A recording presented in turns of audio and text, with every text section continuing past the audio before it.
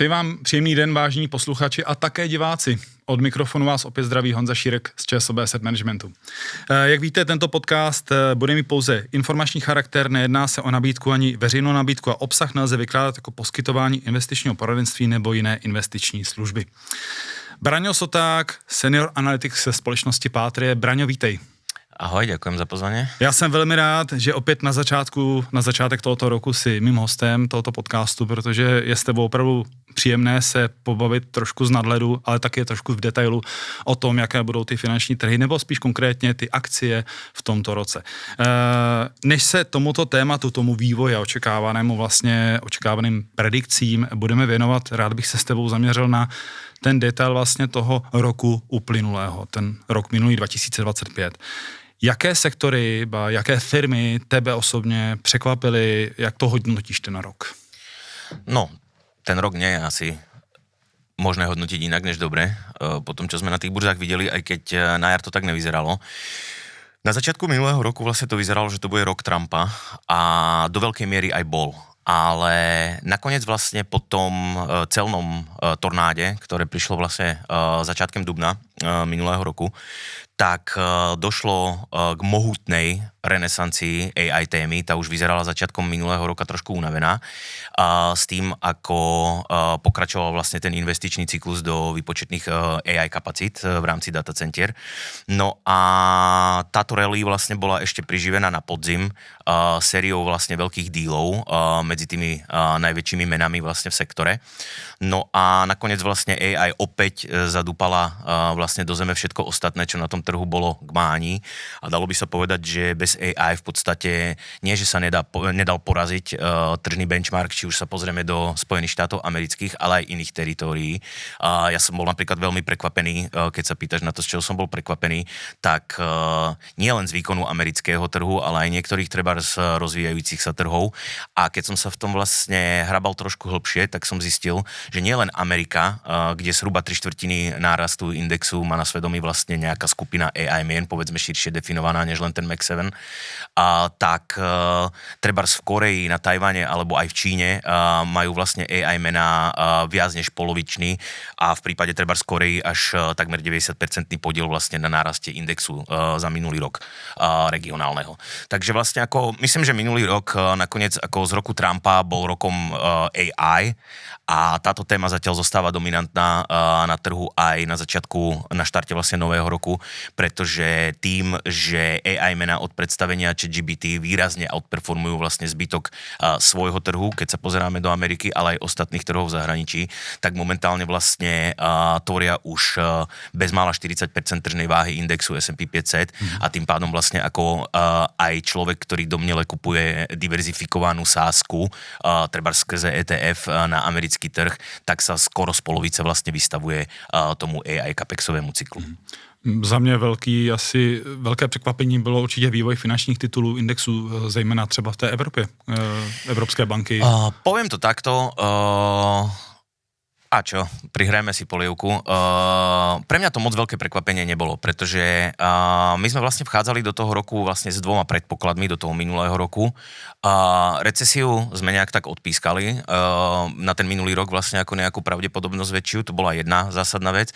A druhá, že vlastne monetárna politika sa nebude uvoľňovať nejak rýchlo. Čímž pádom vlastne ako úroková marža bank zostáva vlastne ako ochránená, dalo by sa povedať. Naviac je tu stále ešte možnosť, hlavne pre americký trh, že dojde k istej deregulácii, ktorá by uvoľnila vlastne určité nemalú porciu kapitálu na bilanciách a ten kapitál vlastne uvoľnený, ten kapitálový polštář by potom mal pravdepodobne smerovať či už do spätného odkupu akcií alebo dividend. To znamená, že obidva hlavné regióny, ktoré sledujeme, Európa aj Amerika, mali v podstate na začiatku minulého roku celkom dobre rozdané karty práve preto, aby bankový sektor fungoval vlastne na obidvoch brehoch Atlantiku, čo sme ostatne vlastne, my sme okrem technológií, ak sa nemýlim, v investičnom výhľade na minulý rok, tak okrem technológií a komunikácií sme práve prizvukovali vlastne v portfóliách, alebo respektíve sme nadvažovali v portfóliách finančný sektor, jak v Európe, tak v Spojených štátoch amerických, takže ako v tomto smere tá sázka jednak je super, sme radi, že vyšla a na druhej strane ako pre nás to až tak veľké prekvapenie nebolo. Keď už vidím, ako sa usmievaš, takže predpokladám, že sa budeš pýtať aj smerom k tomuto roku na bankový sektor. Ja osobne si myslím, že tie hody uplynulých rokov sú z väčšej časti za nami a s tým, ako budú vlastne narastať ku koncu ekonomického cyklu, treba z rizika recesie alebo možno nejaké kreditné rizika, ktoré sa vlastne na podzim objavili hlavne v privátnom kredite v Spojených štátoch amerických, tak to bude brzdiť nejakú tú nadvýkonnosť toho sektoru oproti benchmarkom, ale tie karty, o ktorých sme sa bavili proste pred chvíľkou, ktoré boli ložené priaznivo na začiatku minulého roka, tak sú ložené vlastne pomerne priaznivo aj teraz. V Európe vlastne sa už uvoľňovať menová politika nebude. V Spojených štátoch amerických veľmi pozvolná a recesia vďaka rôznym faktorom, ale primárne vďaka vlastne expanzívnej fiškálnej politike a postupne sa uvoľňujúcej monetárnej politike v tejto chvíli bezprostredným rizikom podľa našeho názoru nie je. Bude z tvého pohledu hrát roli i měnící se šéf Fedu, americké centrální banky? Určite to bude veľký driver. Ten driver bude smerom skôr ku voľnejším menovým podmienkam, pretože tam sa bude prejavovať tlak americkej administratívy, takže smerom ku eventuálnej recesii by mal byť nový šéf Fedu pozitívnym prínosom. Smerom ku úrokovej marži to už nemusí byť tak zrejmé, ale pravdepodobne neprevládne nejaké rýchle uvoľňovanie politiky, to znamená, že úrokové marže by zatiaľ mali byť v kľude. Pojďme se věnovat tedy současnému roku, protože ty už si do toho vlastně vstoupil. V jakém stavu je aktuálně americká a evropská ekonomika, protože ty indexy, kdybychom porovnali, jak zakončili ten minulý rok, překvapivě ta Evropa si nevedla také špatně na konci roku. Nevedla si špatne, s tým súhlasím, ale musím povedať, zase sa vrátim asi o rok spátky. Ja si pamätám minulý rok v lednu, v únoru, všade som čítal, jak nastáva čas Európy a jak bude outperformovať Ameriku a tak ďalej a tak ďalej. A platilo to presne 2 mesiace, kedy Nemci uvoľnili vlastne rozpočtové kohoutky. To vyťahlo nahor, hlavne nemecký trh, v rámci neho zbrojárov nemeckých, to bol veľký faktor. No a druhá vec, ktorá vlastne ako pôsobila veľmi pozitívne pre európske trhy akciové, bol slabnúci dolár v minulom roku. Ale pokiaľ sa pozrieme na vývoj treba z nemeckého trhu, ktorý bol tou výkladnou skriňou minimálne v začiatku minulého roku, tak ten sa prakticky od března nepohol. Ide do strany. Takže ako v konečnom dôsledku vlastne sme dospeli k tomu už na jar minulého roku, že celá tá vlastne rally alebo tá outperformance ako európskeho trhu na úkor amerického ide na vrúb primárne euru a potom niekoľkým teda menám zo zbrojárskeho a z finančného sektoru do veľkej miery. No a tým pádom vlastne ako sme nejakú preferenciu nemenili ani napriek tomu, že to chvíľku vyzeralo blede a zostali sme vlastne nadvážení primárne v Spojených štátoch amerických. Očekává, že Donald Trump bude zase míchat karty na těch finančních trzích, stejně jako tomu bylo v minulém roce? Určite bude, konec koncov už začal. Přesně tak. Vieme teraz už v tejto chvíli všetci, aká situácia vlastne nastala s Venezuelou. Takže nepochybne proste to bude veľký faktor aj smerom trebársku novému vedeniu Fedu, ale taktiež vlastne k ďalším krokom, ako je colná politika, prípadne regulácia zdravotníctva, deregulácia finančného sektoru a tak ďalej. Jako tých možností, jak môže Donald Trump a jeho administratíva ovplyvniť finančné trhy je pomerne veľa. A môže jeho politika dál podrývat sílu amerického dolaru, eventuálne nahrávať třeba zlatu? No, to je ťažká otázka, pretože tam je podľa mňa v hre viacero trendov, ale každopádne ten hlavný trend, ktorý sa na striedačku, ja myslím, že aj minulý rok sme sa o tom bavili začiatkom tohto roka ako v podcaste, či dolar stráca ako pozíciu rezervnej meny alebo nie a tak ďalej. Ja by som povedal, ja by som ten problém rozdelil na dve časti. Z môjho pohľadu dolár pozíciu rezervnej meny globálnej zatiaľ nestratí a nestráca, pretože skrátka neexistuje obdobný trh ku treasuries čo do likvidity alebo hĺbky toho trhu. To znamená, že devizové rezervy nebude kde vlastne uložiť rozumne v tom objeme, pokiaľ by sa vlastne ako svet odklonil od doláru. To je jedna dôležitá vec, ktorá si myslím, že vlastne ako by mala zaznieť. Takisto dolár je vlastne ako dominantnou globálnou rezervnou menou zhruba od doby, kedy sa vlastne začali vyporiadavať ropné obchody v dolároch. To znamená posledných, 50, 60, 70 rokov. Tento trend opäť s tým, čo sa stalo vo Venezuele, pravdepodobne úplne nezmizne. To je druhá vec. Ale zatiaľ, čo vlastne toto by nemalo nabúravať postavenie dolaru ako rezervnej meny, tak určitá dedolarizácia, ako sa to nazýva vo finančných médiách, to znamená odklon od doláru, od postavenia doláru v rámci devízových rezerv, už nastáva. A nastáva buď z geopolitických, trebárs v Číne, alebo ekonomických dôvodov, trebárs v Japonsku. Ako príklad, čo je vlastne najväčší zahraničný veriteľ Spojených štátov amerických. A tento trend pravdepodobne prebiehať bude aj naďalej. To znamená, že dolár by nemal nejak z môjho pohľadu v tejto chvíli síliť, obzvlášť vlastne keď centrálne banky vlastne vo svete sú už poväčšinou s výnimkou Japonska u konca vlastne s uvoľňovaním politiky monetárnej, kdežto Fed ešte stále vlastne v uvoľňovaní pokračuje. Takže Fed pravdepodobne, dolár pravdepodobne tento rok sa nevráti na výsilnie na tie pozície, ktoré vlastne stratil v minulom roku, ale myslím, že ten trend oslabovania by mal spomaľovať. Já asi možná o geopolitické situaci, tady bychom se mohli bavit poměrně dlouho. Jedna rychlá otázka, myslíš si, že ta eskalace může pokračovat toho geopolitického napětí, nebo to byl ojediněný úkaz? No zatiaľ posledné roky nasvedčujú skôr tomu, že žijeme v dobe, kedy to geopolitické napätie bude stabilne vyššie. Takže s tím je potřeba také počítat. Myslím, že ano. Pojďme se věnovat už trošku detailů. A to jsou sektory. Ty jsi zmiňoval, technologický sektor bude hrát v tomto roce prim. Možná jaké další oblasti, ale samozřejmě můžeme se věnovat i tomu technologickému, budou hrát prim. O tom sa už napísalo a navravelo kopec. My máme výhodu, ja som to napísal aj v investičnom výhľade na tento rok, autorom toho výroku som ja. My máme výhodu, že sa môžeme k tomu postaviť trošku oportunisticky a aj alibisticky k tomu AI capexovému cyklu.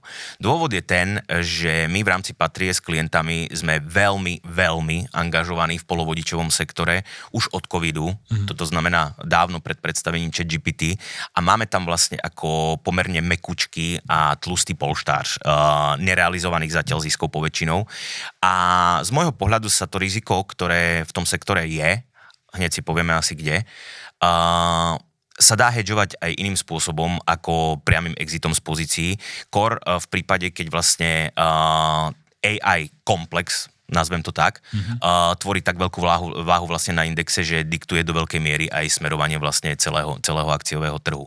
Čo sa týka tých rizik, tie rizika ja osobne vidím najväčšie, pokiaľ mám byť veľmi konkrétny, tak poviem OpenAI, pretože poviem veľmi jednoducho, aby sme neboli zbytočne dlhí, 1,4 bilióna dolárov závazku finančných pre firmu, ktorá je v strate a nemá na to bilanci, a teda ani biznis, je skoro až moc. A pokiaľ vlastne ako tam dôjde k nejakému problému, OpenAI nebude schopná zohnať financie, niektoré projekty sa odrieknú a podobne, to všetko v tom trhu po tej sérii veľkých dealov podzimnej je už naprajsované, takže tam je veľké riziko. A druhá taká skupina, povedal by som, možno menej riziková než OpenAI, ale stále riziková, je tzv. Neocloud. To sú proste firmy, väčšinou sú to bývalí tiežaři, treba Cryptoman a podobne, ktorí majú kapacitu výpočetnú, majú zazmluvnené dodávky energií a tak ďalej a vlastne smerujú k tomu, že transformujú biznis od vlastne ťažby kryptomien ku poskytovaniu výpočetnej kapacity vlastne AI menám, ktoré vlastne nemajú postačujúcu vlastnú kapacitu. Problém je ten, že v prípade, že vlastne sa nedostaví návratnosť tých investícií, tak z môjho pohľadu pre Big Tech nie je nič ľahšie, ako nedostať vlastne závazkom na odobratie výpočetnej kapacity u tretích strán a využiť svoje zdroje interné, ktoré sú masívne. Vlastne ten AI Capex cyklus stojí primárne na veľkých techoch. Preto si aj osobne myslím, možno trošku odbočím, že ešte ešte nie sme nutne v bubline, aj keď tá AI téma je už trochu prehriata, ale myslím si, že v bubline ešte nutne nie sme, pretože na rozdiel od dotcom bubliny, s ktorou sa tá situácia často porovnáva, tak dotcom vlastne bublinu nafukovali stovky alebo tisícovky firiem, ktoré boli neprofitabilné, proste nemali dokonca žiadne tržby a tak ďalej. Kdežto vlastne drvivú väčšinu vlastne toho AI capexového cyklu nafukuje pár veľkých mien, ktorí majú zatiaľ pevné bilancie a ich biznis generuje zdravý, masívny cash flow, z ktorého sú tie investície financované. Takže v prípade, že proste, keď môžem byť neformálny, tak keď shit hits the fan, ako hovoria Američania, tak potom pravdepodobne veľký tech stiahne vlastne ako kontrakty od tretích strán a využije svoje kapacity a ten čierny Peter a napakované bilancie zostane vlastne v tom neocloude. Takže ako tam by som rozlišoval, v ktorom segmente, dajme tomu, toho technologického sektoru stále ostávať a v ktorých vlastne ako nepokúšať šťastie. My ostávame hlavne teda pri tých osvedčených polovodičových menách a pri veľkom techu v tejto chvíli. No a potom je druhá vlastne ako zaujímavá vec. Tá sa už bohužiaľ na trhu začala hrať, aj keď reálne, ako to už býva, ten trh vlastne ako tú reálnu ekonomiku predbieha, ale tá druhá vlastne záležitosť, respektíve druhý naväzujúci investičný cyklus na capexový cyklus musí zákonite byť energetický investičný cyklus, pretože či už sú to prenosové siete, či už sú to výrobné kapacity a tak ďalej, to nestačí vlastne na ten objem poptávanej energie, ktorý vlastne príde s AI dátovými centrami. A pokiaľ sa bavíme o tom, že za začiatku vlastne po predstavení ChatGPT sme my najaktívnejšie hrali polovodiče, pretože najväčším vlastne obmedzením v rámci sektoru ako k budovaniu vlastne ku škálovaniu kapacít a tak ďalej bola dostupná výpočetná kapacita. To ešte stále nie je úplne vyriešené, ale situácia sa zlepšuje. Amazon má vlastné procesory Trainium, Google má TPUčka, Meta vyvíja svoje vlastné procesory, Nvidia bude mať na trhu Rubin, AMD proste 450 generáciu MIček a tak ďalej. Takže tá výpočetná kapacita pravdepodobne výhľadovo prestane byť úzkým hrdlom. Čo ale veľmi pravdepodobne úzkým hrdlom začne byť, zhruba od roku 2027 podľa našich kalkulácií budú práve energetické potreby AI data centier. Takže tam sa podľa mňa, v tejto oblasti sa podľa mňa oplatí stále ešte investovať, aj keď samozrejme nie sme sami, ktorí to vidia a niektoré mená sú už majú za sebou rast o stovky percent vlastne za uplynulý, trebárs aj rok alebo dva. Takže ako, ale myslím si, že v tej energetickej infraštruktúre kolem AI data centier tie príležitosti stále sú. Vidím, že sa na mňa pozeráš, možno by si chcel nejaké mená. Na minulý rok, poviem neskromne, vyšlo prakticky všetko, čo sme na klientov hodili na doporučenia. A trebárs napríklad tú transformáciu energetiky sme zatiaľ hrali pomerne konzervatívne cez texaskú utilitu Sempra alebo cez italského výrobce kabelu vysokonapäťových Prysmian. Ale mne sa napríklad momentálne páči Envent Electric, listovaný v Amerike. Je to firma s tržnou kapitalizáciou okolo $17 miliard, ktorá vyrába transmisné mechanizmy pre dodávky elektroniky, chladenie pre AI data centra a tak ďalej a tak ďalej. Takže to je len ako príklad. Nemáme tu asi priestor na to, ako rozobrať všetky tie mená alebo celý ten sektor, ale ako príklad, ktorým smerom sa pozeráme, to asi poslúži. Já jenom chci říct, že s tebou natáčet je opravdu vždycky příjemný, protože v podstatě v téhle pozici nejsem moc důležitý, takže děkuju, že jsi mi sebral zhruba 6 otázek, ale... Tak to se omlouvám. Výborně, ne, asi dělal srandu. Pojďme se věnovat tedy ještě jiným oblastem, protože opravdu technologie a energetika, opravdu zajímavá a myslím si, že je dobré sledovat nejen ten hlavní směr, ale i ty navazující, ale přece jenom ty se zaměřuješ i na jiné oblasti, nesázíte všechno na jednu kartu, jaké jiné oblasti jsou pro tebe v tomto roce atraktivní? OK, no a tu nám teraz ako si ma poslal do trošku problémového teritoria, pretože musím povedať, že mal som celkom aj problém, keď sme písali investičný výhled, ako zamerať ho nejak tematicky alebo sektorovo, pretože to, čo sme videli za uplynulé zhruba 3 roky od toho medvedieho trhu v roku 2022 na finančných trhoch, nielen americkom finančnom trhu, v podstate spôsobilo, že áno, je pravda, že americký trh je absolútne aj relatívne k histórii momentálne najdrahší na svete zo všetkých vlastne ako akciových trhov, ktoré stoja za zmienku, ale na svoje pomery sú drahé už aj ostatné trhy. Takže z regionálneho hľadiska je celkom problém. Čo sa týka sektorového hľadiska, tam tiež tá situácia nie je ľahká. Keď sa vrátim k americkému trhu, tak prakticky každý sektor americký, aj keď samozrejme tá valuačná prémia je najviac koncentrovaná u tých technologických mien a tak ďalej, ktoré mimochodom v budúcom roku budú opäť drivovať rast, už sme v roku 2026, v tomto roku budú opäť drivovať vlastne reálny rast ziskov v rámci indexu S&P 500, stále tie isté mena, polovodičové, veľký tech a tak ďalej. Takže z fundamentálneho hľadiska je toto aj najatraktívnejšie, čo je dostupné na finančných trhoch, ale zároveň aj najdrahšie. Takže v podstate ako plošne sa pozerať po nejakých ako lacných veciach alebo proste rozumne nacenených a tak, je v dnešnej dobe dosť problém. Takže my to skôr skúšame vlastne hrať cez nejaký stock picking. O nejakých sektoroch sme sa už pobavili. Trebárs v minulom roku sme mali pomerne úspešnú, ale bola to skôr taktická sázka.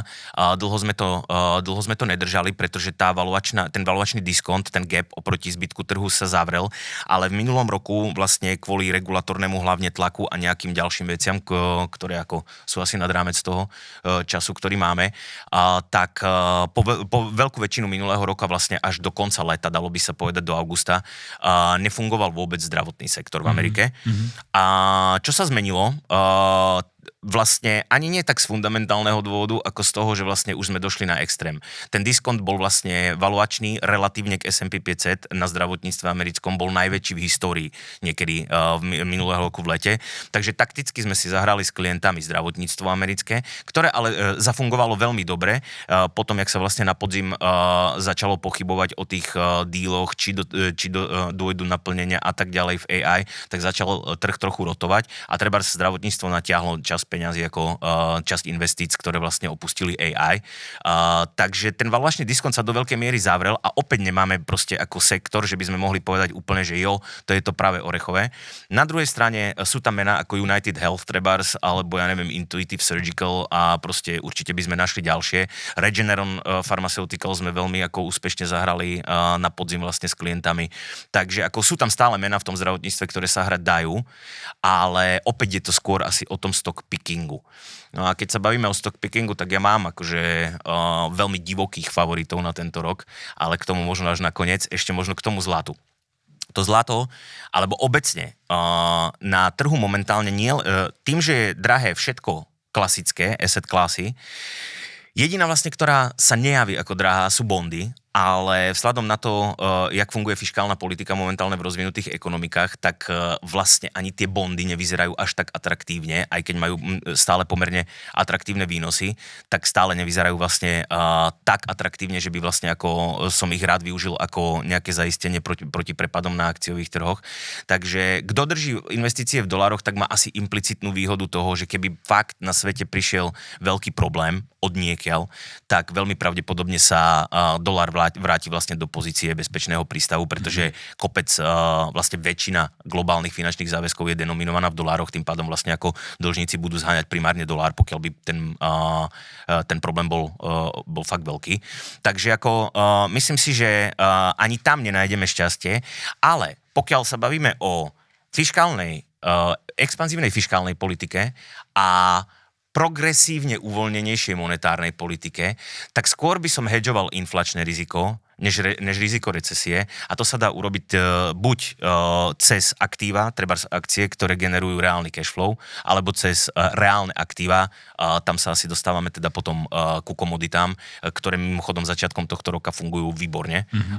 Hlavne vlastne kovy, či už je to zlato, striebro, trebárs meď a tak ďalej, majú veľmi, veľmi, veľmi dobrý štart do tohoto roka. Ale to by som skôr videl v pozícii nejakých hedžov. No a pokiaľ teda ako myslím, že časovo sme na tom asi už se pojďme věnovat tím konkrétním detailům. Takže chceš divočinu na tento rok? Chci. OK, tak poďme na to.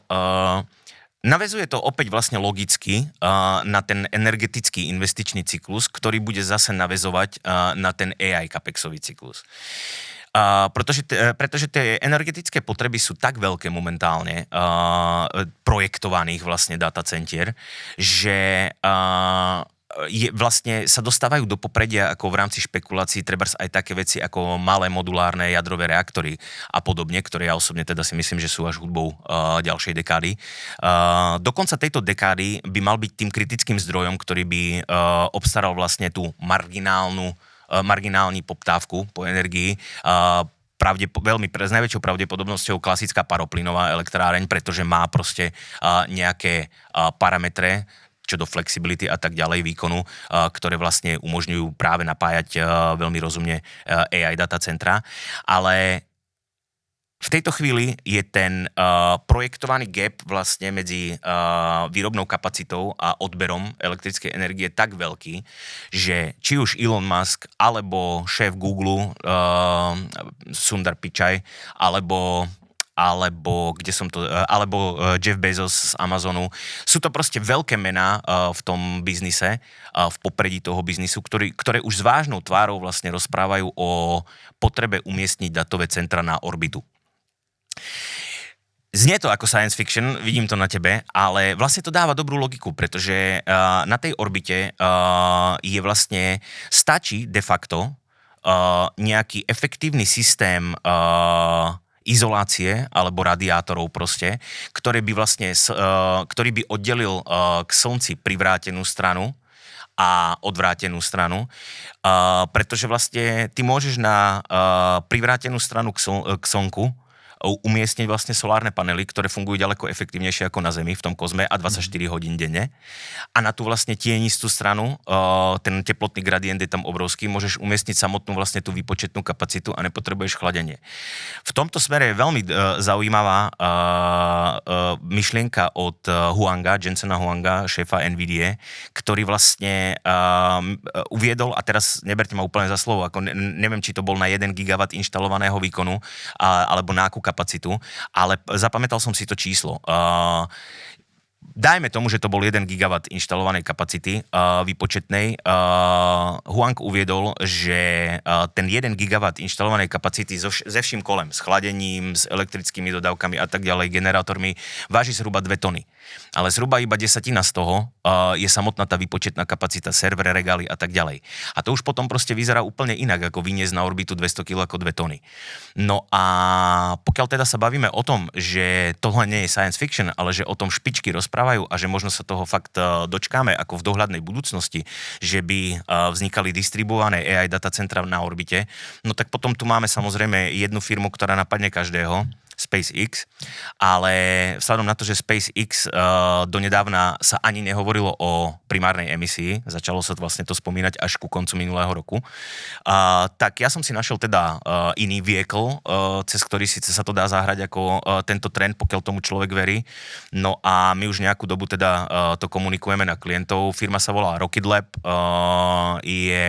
headquarters je na Novom Zélande, ale samozrejme ako odpalovacie zariadenia pre rakety nemalé na Novom Zélande, ale aj v Spojených štátoch amerických na Cape Canaveral. A v tomto roku má otestovať novú raketu, ktorá by užitočný payload z predošlej generácie raket Electron zvýšila z 300 kg na 13 tón a tým pádom tá firma by mohla reálne začať konkurovať v nejakej nižšej strednej váhe, dajme tomu aj maskovej SpaceX. A zakončím to ešte netradičným doporučením pre tento rok, pokiaľ poslucháči teda sledujú aj iné platformy, ako trebárs iba finančné trhy a podobne, tak SpaceX sa už otvorene hovorí o tom proste, že zvažuje IPO. Mohlo by k nemu dôjsť aj v tomto roku.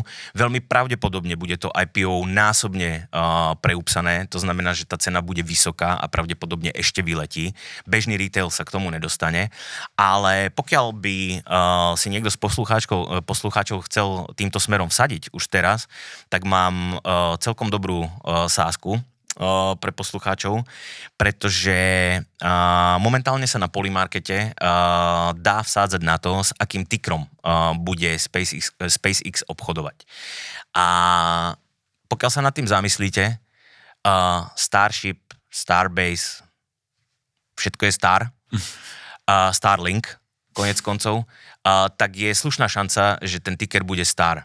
A momentálne vlastne ten ticker Star obchoduje, ja som sa na to pozeral keď som sa pripravoval vlastne aj na tento podcast, tak minulý týždeň v piatok bola ešte pravdepodobnosť na Polymarkete, že ten ticker bude star na 10%, respektíve 10 centoch na dolár. Teraz sme na 30 centoch. Nie je to samozrejme tak atraktívna sázka ako v piatok, ale stále si myslím, že je to zďaleka najreálnejšia varianta a tým pádom, pokiaľ by k tomu došlo, tak na stole je viac ako 200% zisk. Tá sázka je vypsaná do konca, myslím, budúceho roku. Takže aj keby nedošlo na IPO v tomto roku, stále je tá sázka živá. Takže to je taká asi netradičná vec na záver, ktorá podľa mňa má veľmi slušnú šancu uspieť. Braňo, já ti moc děkuju za opravdu opět velké množství informací, ale zajímavých informací a netradičních informací. Děkuji ti moc za tvůj čas, přeju ti, ať se daří v tomto roce, ať ty vaše sázky vychází v tomto roce a budu se opět těšit brzy naslyšenou nebo na viděnou. Podobně, děkujem pěkně za pozvání. Díky moc. Naschledanou. Naschledanou.